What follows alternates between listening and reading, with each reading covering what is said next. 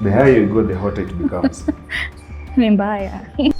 Honest to God, it gets harder, but the smarter you are, uki take your time to understand human behavior, it might become easier as you go. So the first question is, what's one project that really challenged you, and what did you learn from it? And my second question is, have you ever created something that you loved and the client didn't, and how did you handle it? And learning that, I've come to realize that you never stop learning. Also, it is good to be up to date. AI is coming, softwares are coming. Karibuni tena to Kenyan Design Konversations. Hii ni space ya mad vibes, design arts, na zile real talks za kudesign, kudevelop na kulevel up maisha yako in style. Ko hapa kukuchanua while continuously upgrading each other, and also ni place ya kuchallenge our own personal beliefs. I know you know that, right? There's another myth which says once you make it, it starts getting easier. In mjengo.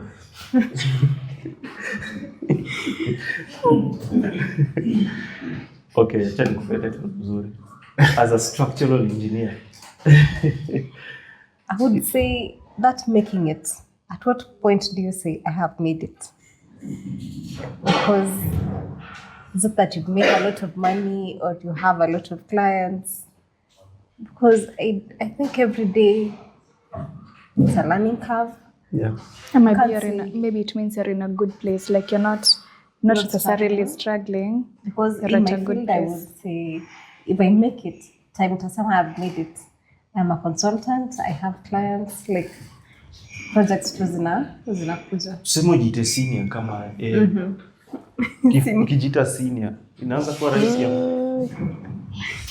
Senior. Si senior sana, senior. Bado ko id. Some problems. So the higher you go, the harder it becomes, in all honesty, because you're meeting more people, and people. It is easier to manage a machine than to manage a human being. Yeah. It's so much harder to manage human beings. So the higher you go, the more human interactions utakuwa nazo. Ukiwa seme ndo unaanzia career, you have a lot of people protecting you from a lot of politics. You have a lot of people who are taking in all the heat on your behalf. All you have to do is wake up and do a design and present, and then that's it. But now as you go up the ladder, you start to realize there's a lot to do with things other than the software that you have learned. So I would say the higher you go, the more you need to learn about managing human beings, managing different temperaments. Kuna watu wenye naturally anaongeanga akishautia watu. Unajua, so you go into a meeting with somebody who is shouting at you constantly, na akili yako hauko ready kuzima msika huyo, it can take a toll on your mental health in a terrible way, right? Ama you meet people who are overly political in nature, such that they really don't care about your skill.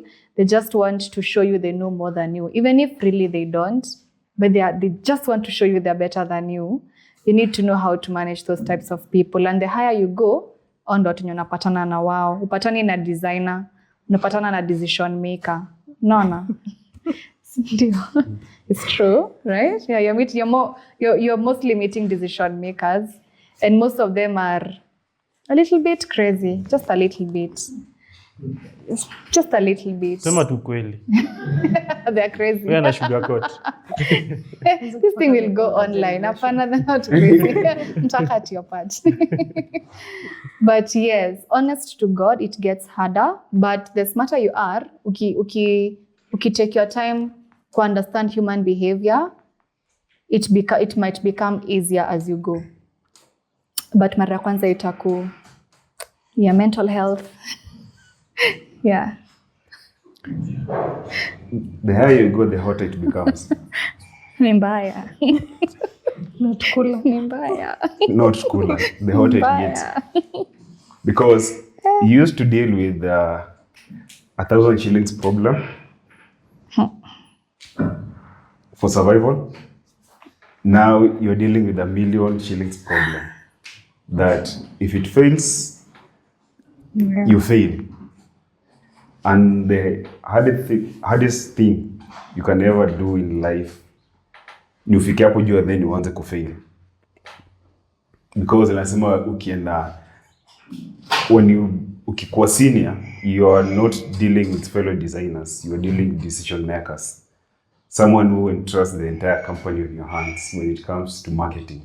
And a simple mistake that you do, that's an image of 1,000,000,000 shillings company that you're putting at stake. So it doesn't get easy. Utasema right, kwizi tunapatiwa contracts za mita 2, mita 10, let me just relax. No. It gets tough because you are no longer solving 1,000 shillings or 2,000 shillings problem. You're solving a 10,000,000 shillings problem. And you're mostly dealing with people's emotions than you are dealing with actual work. Having issues. Okay. And then it's better to deal in a company with many decision makers, of which is also a bad thing, than to deal in a company with a single person decision maker. Yeah. Because huyu ni mtu ameji-attach with the company in a situation whereby any single mistake, that person will tell you anything that anataka kuambia. So unasema tusifanyie waindi. Bwana hiki tutaenda online bwana. Kana mwindi unatan. Side nyingine. Mwindi ni client, but just prepare to handle yourself emotionally. Yeah. Because when a mwindi has money, atatumia all the F words he can find out there. Yeah. Si wote lakini. Yeah, si wote. Ukipata the learned ones. Tuseme the Mwindi higher you doesn't, go, it's not the rest. you need more EQ than you need more IQ. Yeah. Sindio, it's more EQ than it is IQ. Yeah. Yeah. And then just to be clear, Muhindi si race. It's a kind of Yeah. a type. profiling we use to those It's a type of emotional people. and wanaitwangaje? Tantrums. Yeah. And Throw tantrums. And also another thing is the higher you go, the more you need to become more knowledgeable, because you can't be solving 1,000,000 shillings problem with 1,000 much shillings knowledge. No. Yeah. So It goes wider. naonanga watu wanarudi shule, sisi wengine shule ilitukataa tuweze rudi shule.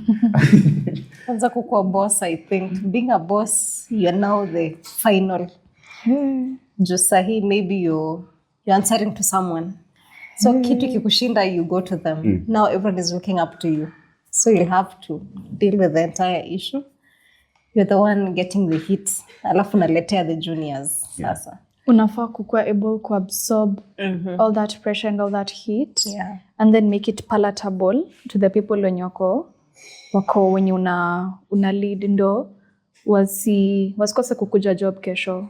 Wakishautiwa alafu ukuja uwashautie, they're not going to come to work. But that is why we Gen Zs, we are trying to change the office environment. Absorb that. I've noticed to this older generation, mtu anachukua kazi ni kama ni yake. You're like, let's just work and go home. That is why we are here.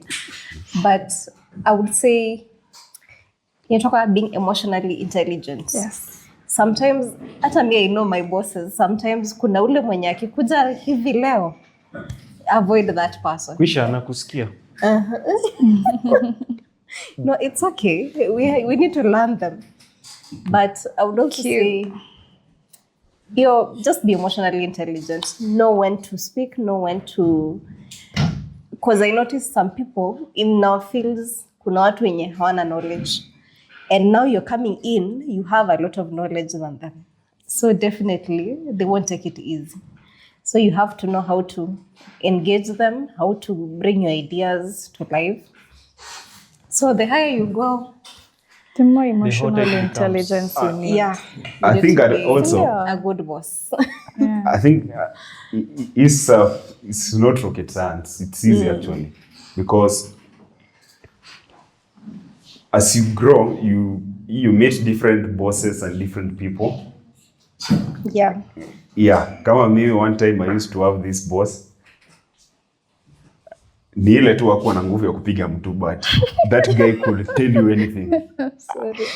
Hata saa 5 usiku anaweza kutumia text WhatsApp like he could just tell you anything that imekuja kwa akili. Pole. So as you grow gradually. You learn this thing and you learn from them. Usifike wewe ukakuwa senior.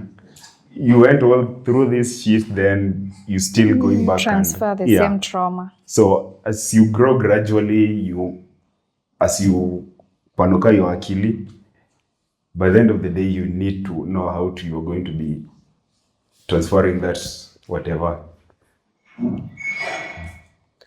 Yeah. So the biggest problem is not that these myths may exist huko nje. The biggest problem, I think, is we don't question them hard enough. And now I think tumeongea sana. Time yenyewe. Take some water. Pia nyinyi sasa mnafaa mtu aanze kutuliza maswali. Ukiwa na swali yote hata iwe ujinga, feel free to ask the panel, and then they shall respond accordingly. Just raise your hand. Tuambie unatoka wapi? Jina alafu. Anyway, so we'll just ask the question.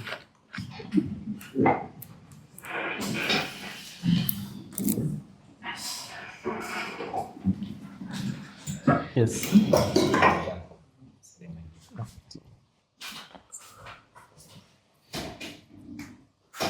So, hi, my name is Jude.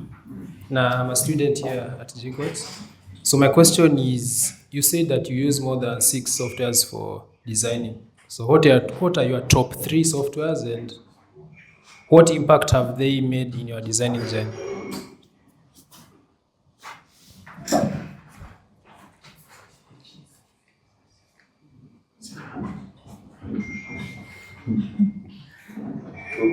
Which design field specifically? Okay. So, nitakujibu. Mimi wanatumia there's one software called Affinity. It's free. It has it's a competitor of Adobe. It's a 3 software in one. It used to be separate 3, but ikakombaniwa. So you can do a publish work, you can do a Photoshop work, you can do an Illustrator job work in that one software. So that is one software usually used nowadays. I use in design. This mostly for publications. Maybe I'm designing a magazine, or I'm designing a company profile, or I'm just sometimes I can design a flyer, but most flyers usually do an Illustrator. Then I have Illustrator. So Illustrator is like, that is where most of my money comes from. So I usually use Illustrator and Photoshop. So nowadays I rarely design in Photoshop. Photoshop I usually use for pixels, to cut out pictures, or adding some more effects that easily zisizipata kwa nini. But primary design software zinatumianga ni hiyo Affinity, then Illustrator, Adobe Illustrator, Photoshop na InDesign. The actually form. Hizo ndo most of the time tunapata nimezifungua natumia. And ChatGPT kama ni software.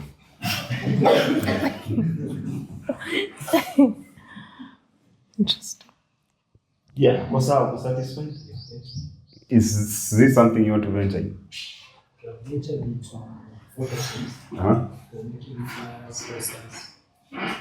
Yeah, but I was just looking to see whether I could get like the Affinity. I didn't know it existed, so I'll check it out and hopefully dive into it. So I usually use Illustrator because it's not as heavy as Photoshop. Because Photoshop, as you add more layers, it becomes heavy. But then Photoshop is more of pixel based, and Illustrator is more of vector based. And for vector based artworks, I can zoom or I can zoom to any amount without losing the quality. Yeah. Unlike pixel based where it has a limit. So when you like any poster on Illustrator, that one I'm sure the quality, I'm going to get the quality I want. See kama Photoshop, I love to check again to make sure that everything is okay now. Good. Kuna mtu ako na swali hapo. Okay, Mike.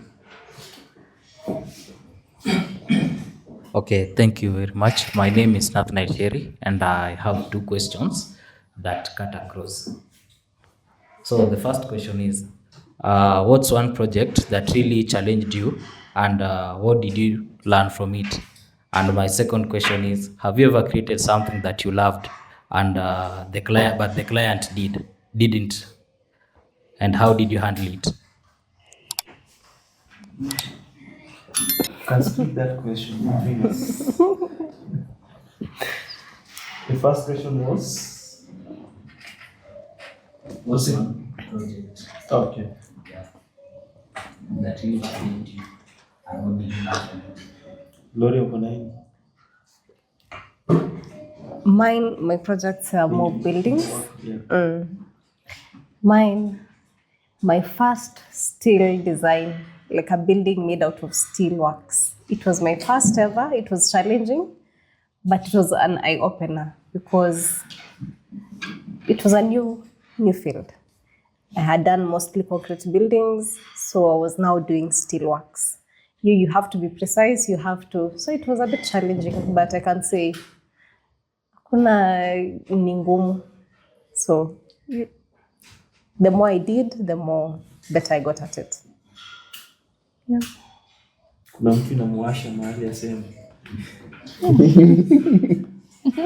Mimi. Okay. As we were scaling, we were supposed to build a platform that can accommodate sales and stock in the hundreds of thousands. And we were at a place where we were just doing a couple thousand, 1,000, 2,000. And then sasa mnaambiwa scale to hundreds of thousands. And the challenging part was being able to explain to someone who is not savvy with how systems work, why the design has been done the way it has been done, and not in the way that they imagine it should be done. So the challenging part was being able to consolidate a room of people who don't understand what you're doing, but they want to tell you what to do. Yeah, that was a difficult thing. And how I handled it was just breaking down the big problem into smaller problems and explaining what is on the line, and then letting them make the decision. So that now if the decision is a bad one, then it's not a me problem anymore. Yeah. Yeah.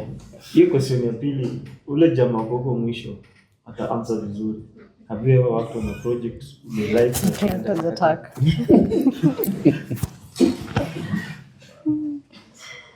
Me as a DB appeal, nilikuwa work on a certain company. So the company was diversifying from tea and also adding more products. Specifically, it was rice. Ina nikula kichwa. You know, me as a person, this is the way I usually do. Come on, back then when I was still young and fresh in ideas.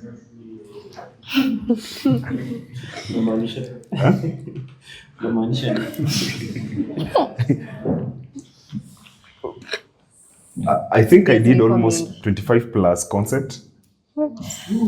Interesting. And the last one that was an idea that I never wanted to do it, but because let me just add one more, 26. And that was the one that I did it at 8 p.m. Sikuwa nimetoka ofisi. Ilikuwa 8 p.m. And mdosi akakuja akasema let's go with that one. You have 25. You have 25. that you like, then the 26th that you don't like. The one that nimefanya tu like it's Ndio just huyo. a simple idea tu acha nimalizie then niende home. Yeah. That was the one that was taken. I never liked the idea despite people saying it was good. No. Me as a person, it was I felt like it was a betrayal. Because I'd spent so much time coming up with the new concepts. Because you break down, then coming up with more concepts, then by the end of the day, whatever you were not intended to do, you just do it for the last, then it's, yeah. Hata mimi hapo ziko kwa junk mahali.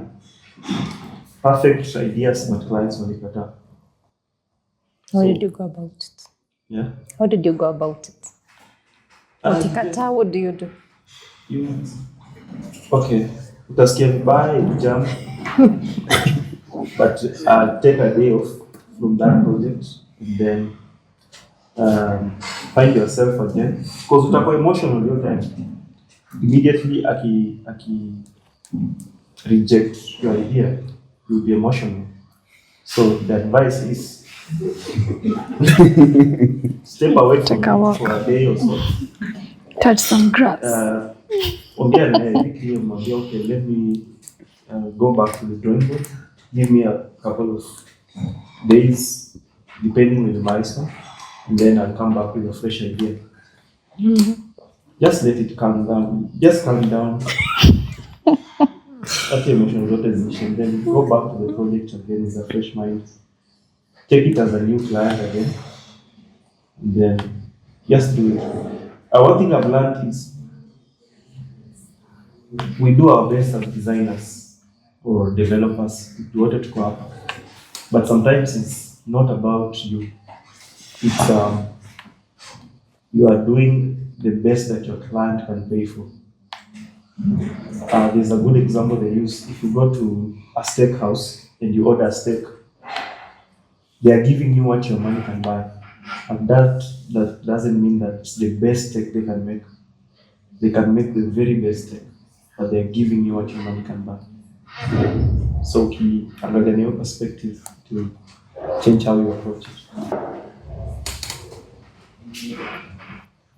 Hi, my name is Christine, and I have a question. So you've talked about branding, company branding. So how I know it's important, but how important is it in profit making, and how do you know when your brand is not working for your company, and how to do the important user research to know which brand works for your users? Any question interesting. How important? You do know it's brand. profitable for your company. Yeah, and how it works for your user base. Unajua Coca-Cola? Yes. Unajua Coca-Cola imefika mahali stima haijafika. Unajua hizo? Go to huko ushago wanda kuna stima, ask for Coca-Cola, you will give it. So brand is very important. If done well, it can be an asset to a company. Some people buy because of the brand. For example, Apple, you buy because of the brand, and others that you know. So I'll answer that first question. It's very profitable if done well. The only problem is, in Kenya, we have clients who don't appreciate good designs, most of them. That's why utapata to butchery, to shops, tunakuwa some weird banners with designs because that's what they want. But a company like Safaricom or any other company would invest in a very good brand because if made right, that would be an asset for them. And I'll use example of luxury industries like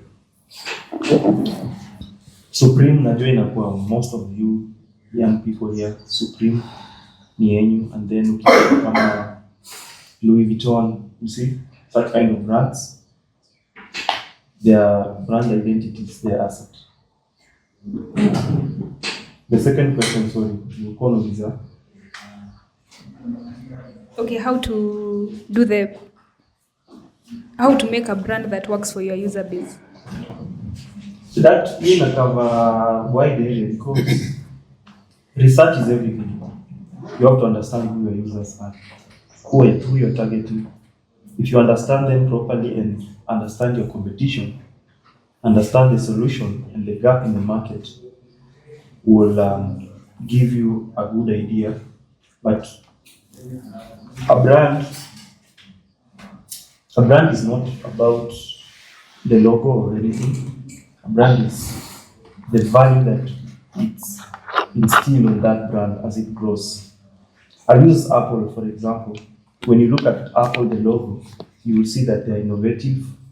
They're trying to challenge the status quo in the tech industry.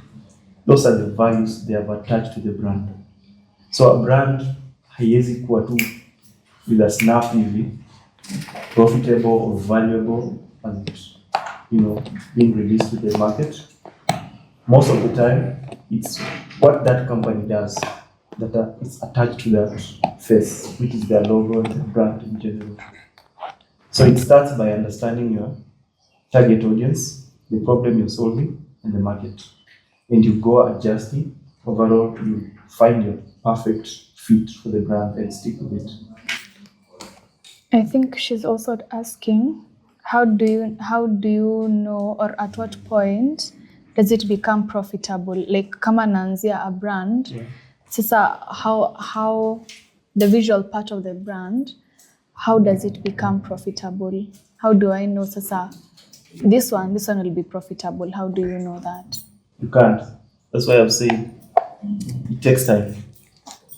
And it's the values and the behaviors of the company themselves, how they personalize the brand. Ukienda kwa wasema wana customer service yao, we don't want to mention names, but their internet service providers wengine, they give you internet. And when you try to, maybe you have a problem, when you try to call their toll number, whatever, no one picks up. Already bring the value of the brand, you won't value of the brand as much. So it's a gradual step. It's not something that you can know immediately by looking and saying, this will be valuable. And I'm speaking from, I don't know if I'm answering you right, but I'm speaking from a designer's perspective. Because as a designer, once I'm done with my work, I hand over to them. It's what they do with that brand that will make it valuable or fail. You may answer the question. Stay tuned. We'll be right back. Welcome to Halik Garden Gala, which is located in Nairobi along Wayaki Way, next to Nairobi School, just before the ABC roundabout, where all your plants and garden accessory needs are met. We specialize in landscaping, indoor, outdoor, and ornamental plants, fruit trees, metallic flower baskets, fiber, clay, and plastic pots, garden ornaments and accessories like wind chimes, garden arcs, benches, bird baths, you name it, just to add that unique artistic charm to your garden. So whether you're starting a home garden, running your office, or even doing it as a hobby, we've got the perfect plant for you to help turn your space into a green haven. We do deliveries countrywide. Visit us today. Let's grow something beautiful.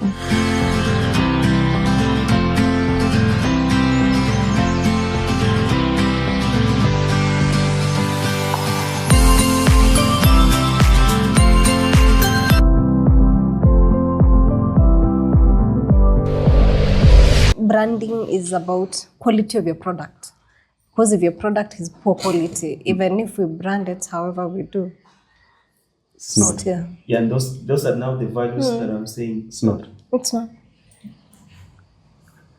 As an example, like right now, ukiingia tao, you can find a very good packaging of tuseme kama cable. Are you going to buy because you want to buy because the cable is good or because the packaging is good? What will attract you most? I would go with quality. The packaging will attract you most. Okay, yes. Packaging utaona hiyo wako na box smart. Okay, fine. The first thing that would capture my eyes is the Packaging. the packaging. The packaging. You don't Yes. care about the quality. What at that Who point doesn't- haujui. Hey. Only How 10% of people usually care about the Okay, quality. fine. Maybe. Yeah. Mtu ataingia But ona for me- Hii box ina bamba. hii box ina bamba, hebu acha nichukue. Inakaa kuwa product fit. That's why unapatanga most of the companies they invest more on packaging rather than even the The product actual itself. product. But I think I'll answer both of you Wewe. at the same time. It's utaibuy kwa low quality and then itakupea perception. This Yeah. brand is bad. Stay in there next time. So you won't value that brand. You look for another one.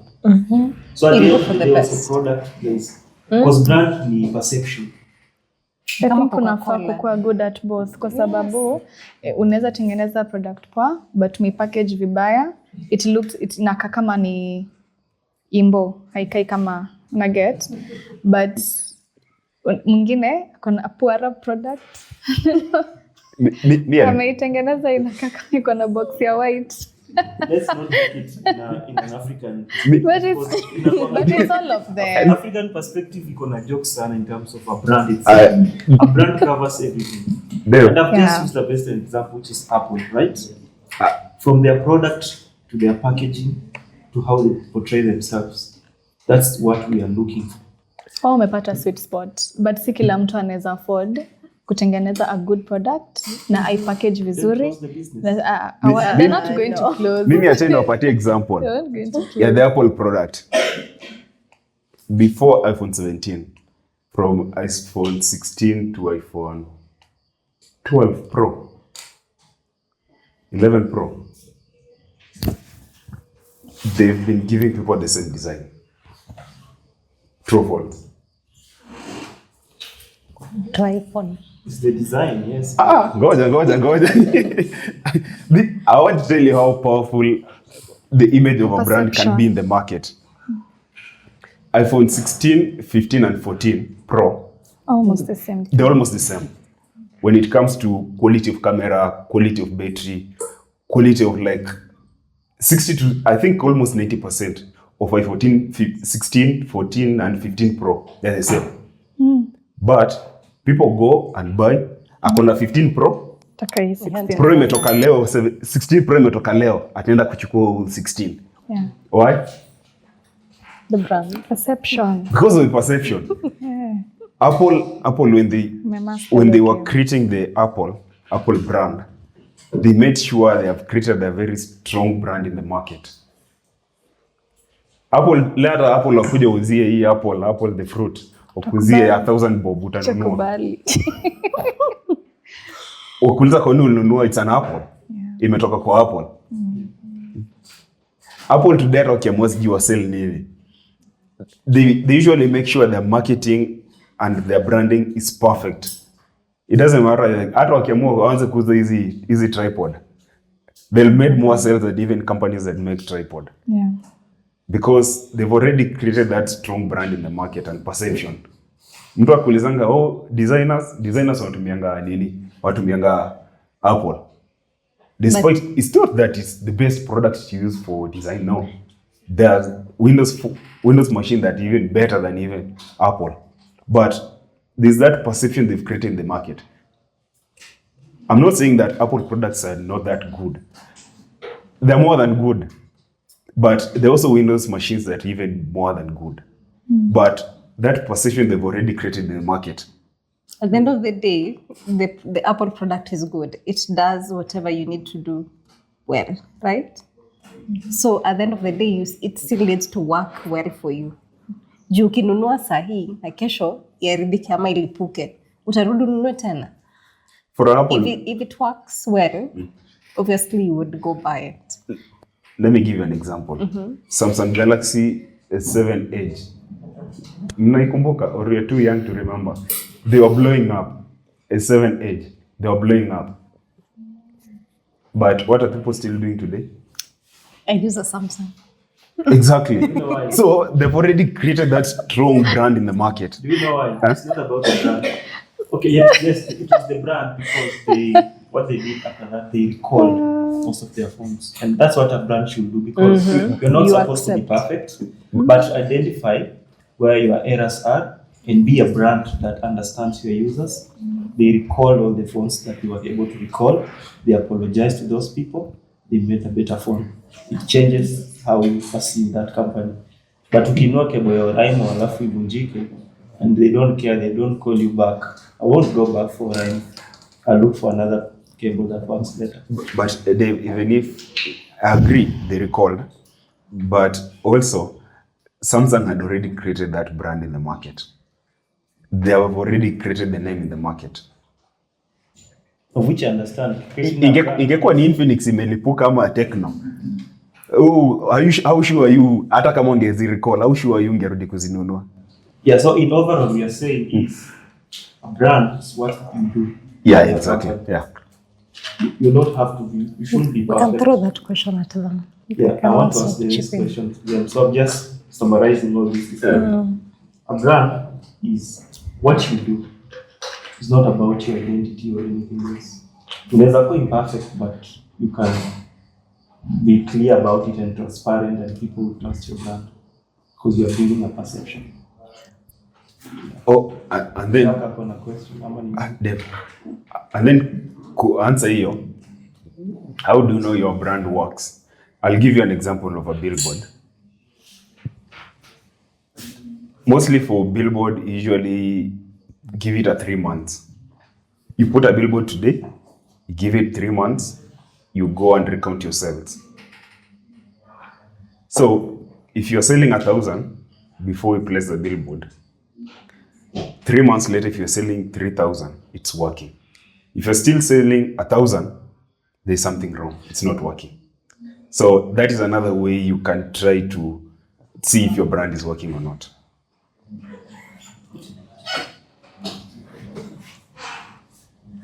Okay, so. Yep.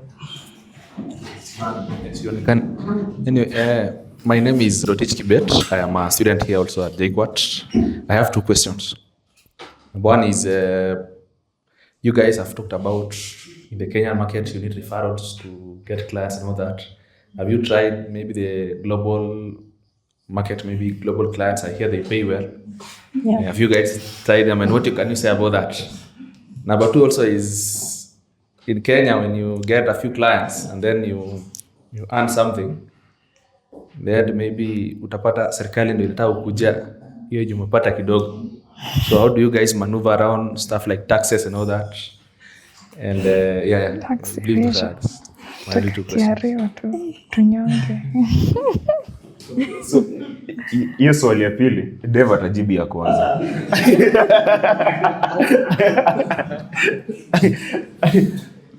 Yes, hiyo swali ya pili. Taxes lazima ulipe.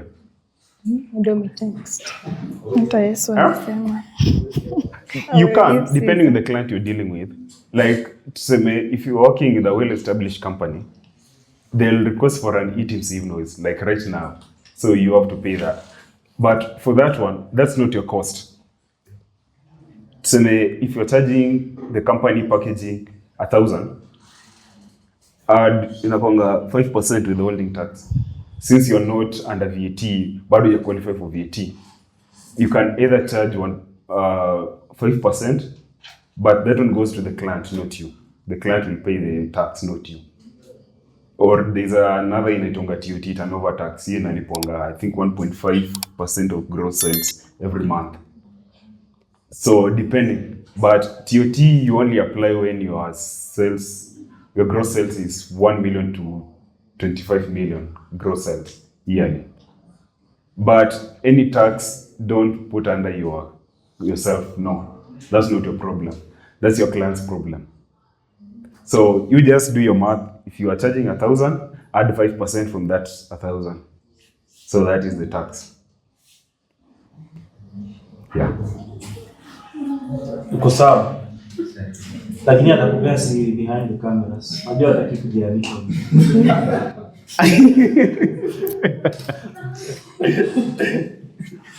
Anyway, the first question. Pata clients wa maju. Hiyo najituma. Siri ni kujituma. Anyway, I'll give you my story. Nilianza na Fiverr. And I think I did my best in terms of the jobs I was doing. Sahi ni tough in Fiverr. Hiyo time pre-COVID, Pre-COVID, BC, before COVID. it was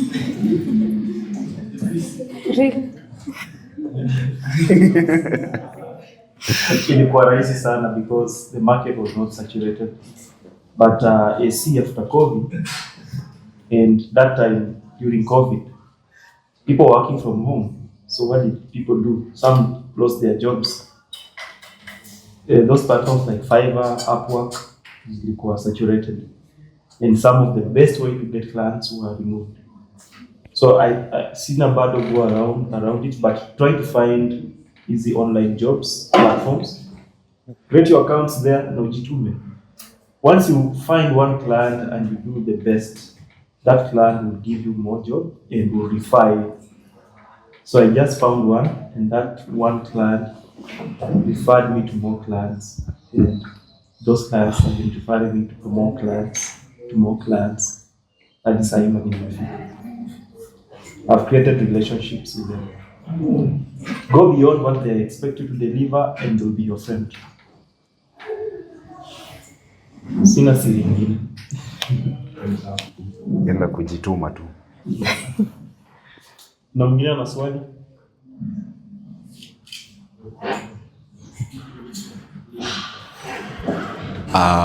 Hello, my name is Kelvin, and swali yangu ni, throughout your journey, I'd like answers from like individually. Throughout your journey, kuna some challenges mmepitia, and nilikuwa nataka individually uguzie to something that you know sahi enye, if ungepata chance ya kuambia your younger self as you're venturing into design, what's that one thing ama several things that ungemwambia just to nini? Yeah. Doris, mwambie your younger self kitu. Wow. My journey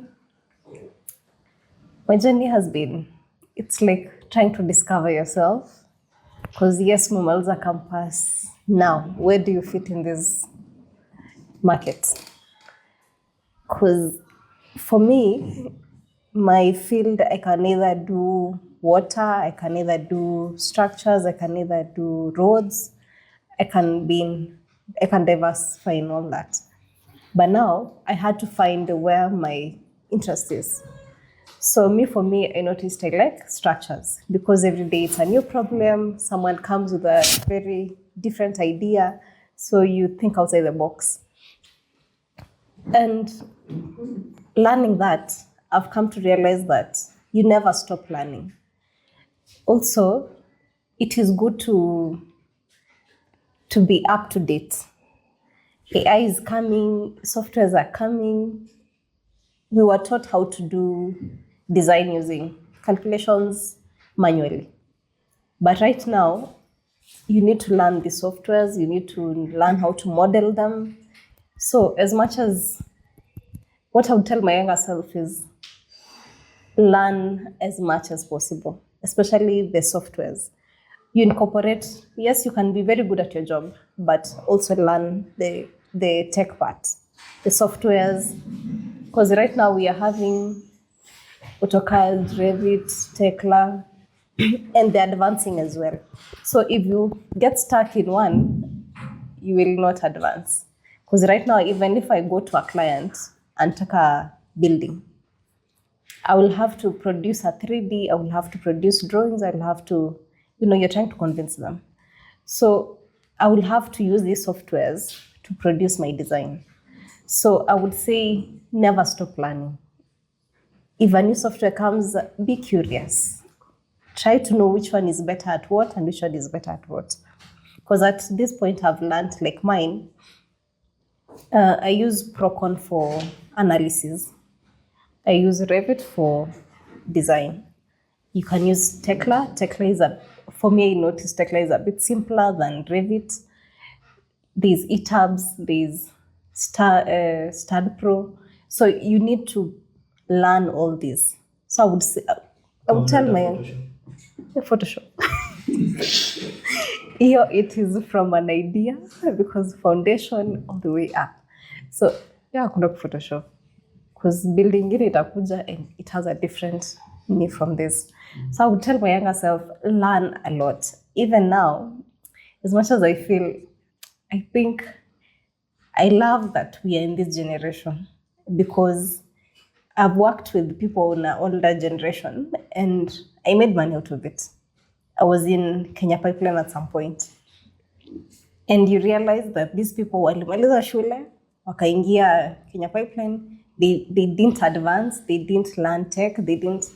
So unapata mtu anakuambia we have a building we want to do, but we need drawings, we need an idea, someone to bring this idea to life. So that is where you come in because you tell them, okay, I can do this job. How much will you pay me? So unaitumia kama side hustle yako because you learn that they have to outsource this need. So you have to, I would just tell my younger self, keep learning and be up to date because that is where we differ. You will be better at something and you'll be better at something.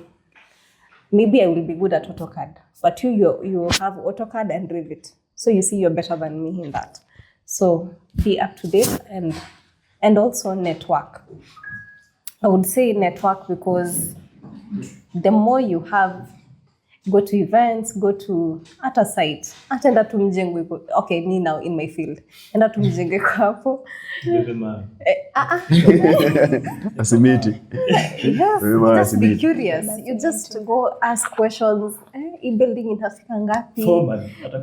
Yeah, you just, don't try and outshine them. Because in my field, the moment you try to outshine a fundi, hapo ndio utamess. Enda tujifanye mjinga, umwambie leo mnafanya nini? Atakueleza and then you will learn. No, hapana, actually when you're friendly with them, they will give you. Even where I'm working, I said I just ventured into structural steel works. Yeah. So it was a new field for me because yes, tulisoma shule, lakini I've never done it actually on me. So you go to a fundi anakuambia even though inafanywa na hivi, but ukijifanya unajua sana atakuacha umes. And for steel, once umekata hiyo chuma, there's nothing you can do about it. It's nivo. So that is a loss. Na mdosi ataona ni kukata mshahara. So that is how you learn. Just keep learning, be up to date, and be open to new ideas. So that is what I would tell my younger self. Awesome. For me, I tell my younger self, all the hard work will pay off because it's easier kuteremka mlima than kupanda mlima. No. So that work that it will take to bring yourself from knowing nothing to knowing a lot and teaching people, that journey is difficult and it takes a lot to get there. So all that hard work you're putting in will pay off. And even when no one is watching, no one is clapping for you, no one is recognizing your work, even as all that is happening, you need to still remember that what you're doing is valuable and it will bear fruit in the end. And then lastly, I'll tell my younger self that the world is so big. You could literally be anywhere at any time. So never stop dreaming. Even if you feel like you've gotten to where 18-year-old you was seeing as the end, even if you get to that end, know that even at that stage, there's so much more ahead of you. Yeah. If I had to fly back 10 years ago, I'd tell myself, stop playing too much video games. I had a lot of time. I'll tell myself to focus on learning new skills. What else? And be serious because once time is lost, you can never recover. So I'll just tell myself to be serious. Yeah, and learn new skills. Because the time that you think you have now, it will reach at a point you won't have that time. Nowadays, inafikanga Saturday, nadhania bado ni Wednesday. Nowadays, tuko Monday, at sijui Friday nafika saa ngapi. So, it's like nowadays I don't have time because I have so much things to do. Things that I could have done a couple of years ago ingerahisisha hizi kazi. So, learn new skills as much as possible. Try to learn things that can make your work easier, because the market rewards most people who are fast and they give quality work. Because as of today, sitakudanganya, if you take 2 days to do a poster, AI can do it in 10 seconds. So I'll just tell myself to learn new skills, and yeah, I think that's it. Okay, I think I'll take the last one.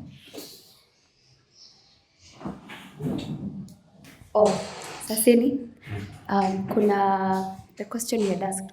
I'm Valentine. I'm a graphic designer as much as niko hapa behind the scenes about global clients. Kwa hiyo part, kuna part Gloria ametaja about networking. Networking, chata niweke hizi chini. Networking plays a big deal. Kwa sababu, I'll give an example. Last year, November, we met na Christine, your GDG lead, at a event, networking event. Sikuwa namjua, kwa nanijua. But it's through that event that tulipata we have things in common. Tuko JKUAT, kidogo tuna find out to even live around the same area. So we networked. She got my contact, I got her contact. So, sasi kila mtu update status. So nilikuwa naona whatever she posts. So as KDK, when we had this idea, when it was brought kwa meeting hapo kwa, we want to do campus drives, and then in absentia Mariga akataja GDG inakuwa in campuses. So akasema, when he mentioned that, nilikuwa like, oh wait, ulitaja GDG, I see what Christine posts, kuna kitu kaa hiyo, wacha nitamuuliza who's the lead wa GDG. Mimi huyo, I ask Christine, who's your lead? Kumbe it's her. So that's how campus drive ya kwanza iko JKUAT. That plays a role. And then pia, in that same event, there was someone, one of the speakers, it was her first time in Kenya. So when you go to these events, it's one thing to ask questions, it's one thing kuongea, but are you memorable? Kama sahi, during this time when tunakuwa tukimarket, I can remember faces. Juu tunaweza kuwa sisi wote hapa, but huyo mtu mwenye unataka kukumbuke, kama unataka Gloria kukumbuke, how will she remember you? And this is the first time mepatana na yeye. So you have to work on your soft skills. So that through that event is where I got her as my first global client to work with. Alinipea kazi. Na niyo yenyewe, it's not just attending an event, it's even how mmeuliza maswali, and I like that. It's also pia vile, after this, kutakuwa na hiyo time ya kunetwork. Your soft skills determine Dave atakukumbuka aje. Maybe you are into coding and kuna mtu anahitaji that, maybe you're a dev or something. Marian akitoka hapa, maybe in time atasema, there's a dev I met, not dev, there's a dev. There's a dev. There's a dev. There's a dev I met. Anaweza kosa kukumbuka the jina yake, but she's in contact with us. Anaweza sema kuna ule msee. So hapo kwa networking plays a huge role. Uenda tu. Niko na mastori mingi, but part of that story iko kwa in our latest episode na the episode before that. So networking, because if I didn't have those soft skills, sai ningekuwa tunasema nimework tuna wa Kenya, but sai naweza sema kazi yangu ilifika Singapore. Yeah. Singapore. So nataka kutake 2 last questions, one from a guy, one from a lady. Ile washainua mkono. But before I take your questions about mi sikukwambia, ningeambia my younger self aje. It's a mindset. Mindset is everything. If you are venturing into design any field, already ukiamka kama unataka kwa Gloria, jione kama ni structural engineer already as a winner. That will take you far because hii road si rahisi. Kuna vitu zitakataa, utapata clients watakusumbua, you will give up. But your mindset will take you there. The other thing is be curious.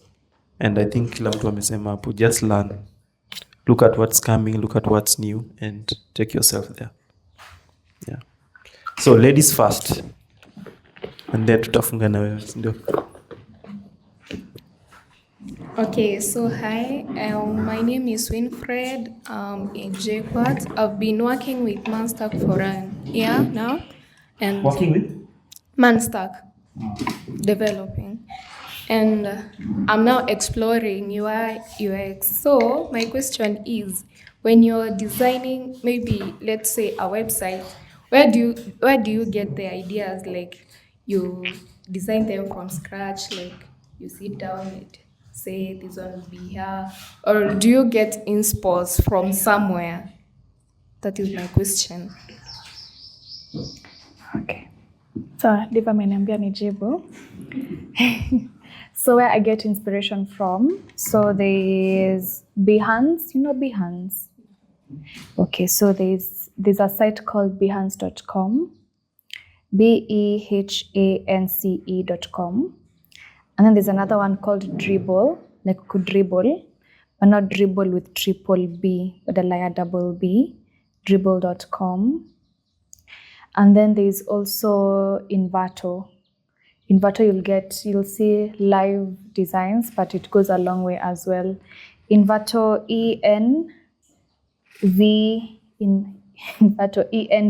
envato.com. That's I get inspiration from. Thank you. Pinterest. And Pinterest. Yeah.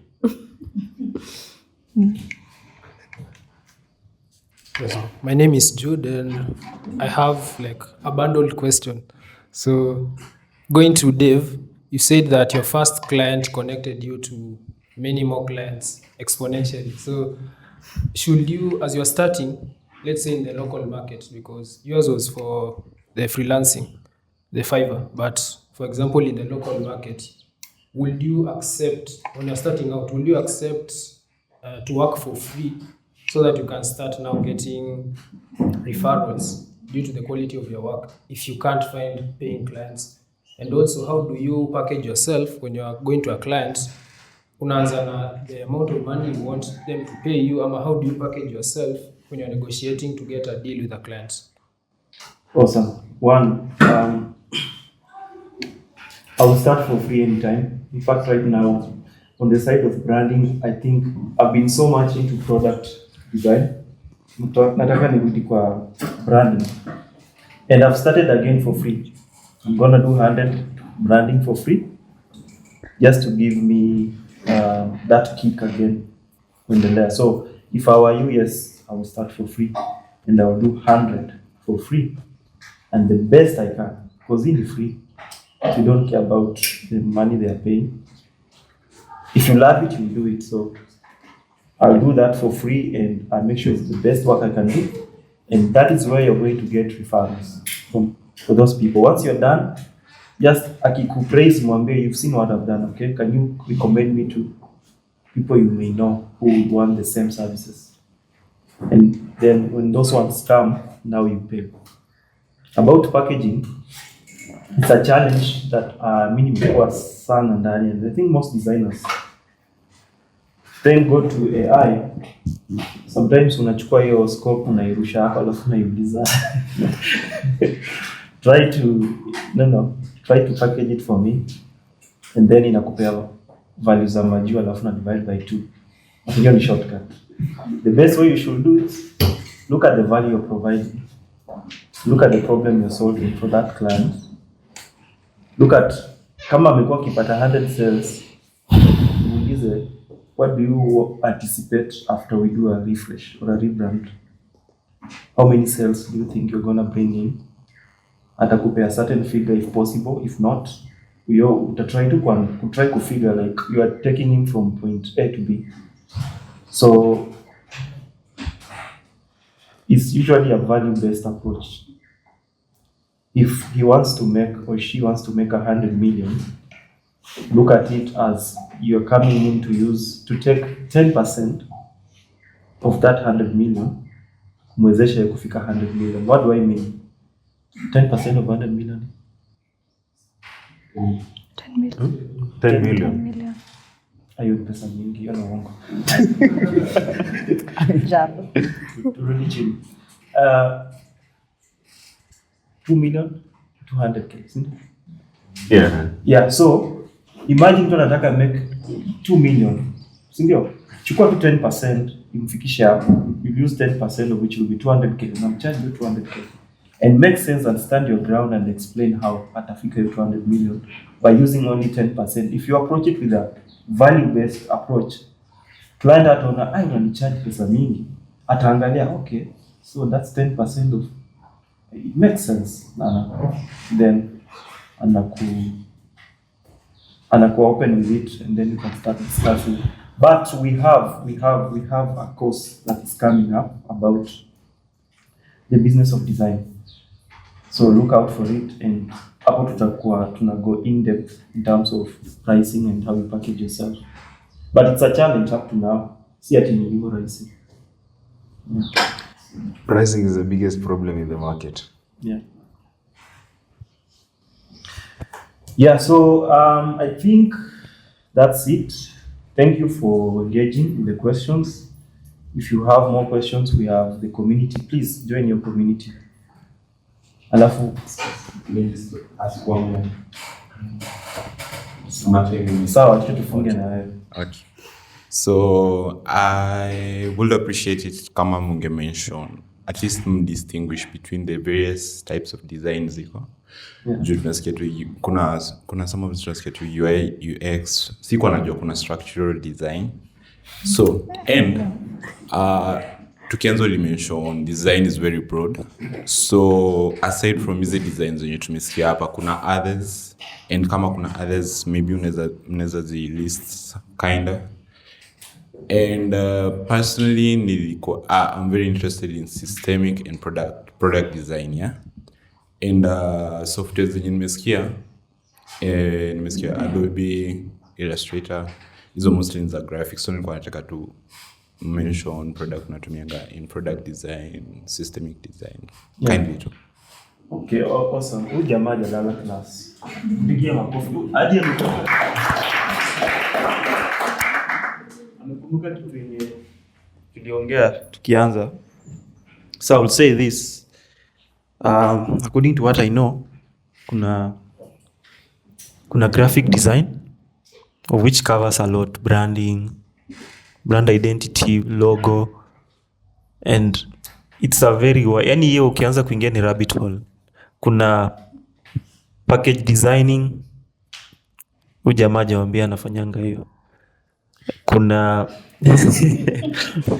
Kuna product itself, product design, which is like I'll speak about digital one, which is apps, softwares and platforms.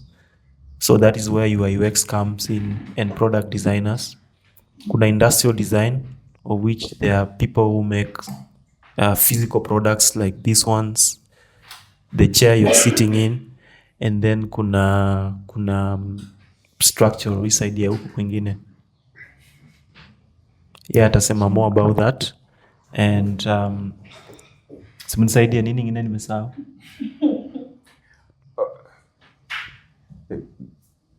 Ninaweza graphic design.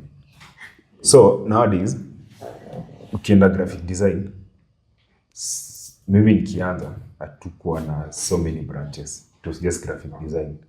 But nowadays kuna social media design, kuna brand identity designers, kuna logo designers. Logo designers wamekuwa ever since. Then kuna corporate designers. So depending on the way you want, you can do it, all of it as an umbrella. Packaging. Yeah, on a packaging design. You can What is packaging design? packaging design. Unaona ukinunua rice, the package. I'm a YouTuber. I know what that is. So I'll use this as an example. Yeah. It's not complex, but this part of packaging design, this labeling you're seeing here. So there's also menua chais in a cocoa box, that entire thing, that's the tea bag, that's packaging design. But packaging design is depth. Inaenda paka, it's wide. Lazima ujue the kind of material you're using. Ni kama tu structural engineering, but pande ya packaging design. Yeah. Aya, softwares, product, Figma, ndio inajulikana sana, industry standard. Kuna wali discontinue. Sisi tulianzanga na Adobe XD. They Stitch, actually they are doing better. Sasa nimeona hadi you can export everything to Figma. So they're taking over. It's a Google AI product software tool. And then tukitoka huko ukienda kwa graphics, kuna Photoshop, Illustrator, InDesign, Canva. Canva works. And then kuna Microsoft Publisher. Yeah. And then kuna Affinity. So Affinity imechukua like Photoshop. If you go to the Adobe suite, imechukua ni kama Photoshop, Illustrator na InDesign as one software. They have called it like Affinity, ina comprise zote. Ukienda kwa industrial and structural, what I remember, but nani atasema hapo, what I remember, there's AutoCAD, and I think there's also Adobe not Max, it's called you are 3D away from AutoCAD. Adobe Dimension. Not from Adobe, but from the ones who make AutoCAD. The 3ds Max. 3ds Max. And there is a Maya. Yeah. And this Blender you can also use to do any structural. Yeah, ebu tuambie structural. Tunaongelea mtu na kwa. Chuck can answer that. The remaining Chuck Norris. Acha pia shine kidogo. Okay, yes. In structure design, architecture design, yes, the software they have mentioned, Photoshop, 3D Max, Blender, these are software that helps a structure designer to render their visuals to the client. Because the clients are since I'm analog because he's the client, maybe the king. The client are more visual, ataka kuona sana what's happening. So if you want to present out your structure design to a client, so that's when we blend now the visualization softwares. But in structure design, we have the real core softwares that could design the structure itself in terms of analysis, like Procon, Tekla structures, Revit. Now these are the real elements. For instance, where we're sitting right now, there are things hidden that we're not seeing them. So the things we are not seeing, that's where the structure design softwares come in. Then the things we are seeing, that's where now the rendering softwares, the visualization softwares come in. Now the 3DX Max and the Blender comes in now. I can see windows, I can see this, there's a wall, then there's a cabinet. But inside there are rebars, there's concrete, there's mixed in a certain ratio. Inside there are blocks, they are connected in a certain way. The way this window is mounted is connected to the wall in a manner that we were not seeing, we are not visualizing. But the design itself shows you everything. So that's where the distinction between the visualization 3D softwares and the structural now design softwares. But now you have to connect the two so that you provide the idealist product. You come out kosawa. Yeah, kosawa. Stay tuned. We'll be right back. Welcome to Halik Garden Gala, which is located in Nairobi along Wayaki Way, next to Nairobi School, just before the ABC roundabout, where all your plants and garden accessory needs are met. We specialize in landscaping, indoor, outdoor, and ornamental plants, fruit trees, metallic flower baskets, fiber, clay, and plastic pots, garden ornaments and accessories like wind chimes, garden arcs, benches, bird baths, you name it. Just to add that unique artistic charm to your garden. So whether you're starting a home garden, running your office, or even doing it as a hobby, we've got the perfect plant for you to help turn your space into a green haven. We do deliveries countrywide. Visit us today. Let's grow something beautiful.